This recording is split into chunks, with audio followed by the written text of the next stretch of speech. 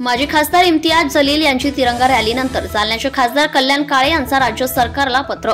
इम्तियाज जलील यांची तिरंगा रॅलीचा मोठा प्रभाव, रामगिरी महाराजांवर कायदेशीर कडक कारवाई करण्याची खासदार कल्याण काळे यांची मागणी।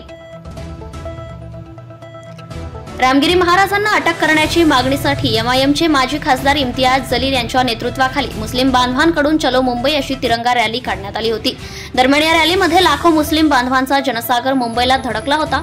या रॅलीनंतर जालन्याचे खासदार कल्याण काळे यांनी राज्य सरकारला पत्र लिहून पैगंबर मुहम्मद यांच्याबाबत आक्षेपार्ह वक्तव्य करणाऱ्या रामगिरी महाराजांवर कायदेशीर कडक कारवाई करण्याची मागणी केली आहे। मुस्लिम बांधवांचे प्रेषित पैगंबर मुहम्मद यांच्याविषयी ते बेताल वक्तव्य करून मुस्लिम बांधवांच्या भावना दुखावणारे व सामाजिक शांतता भंग करणारे वक्तव्य गेल्या काही दिवसांपासून रामगिरी महाराज करत असल्याचं निवेदन मुस्लिम बांधवांकडून प्राप्त झाले आहे।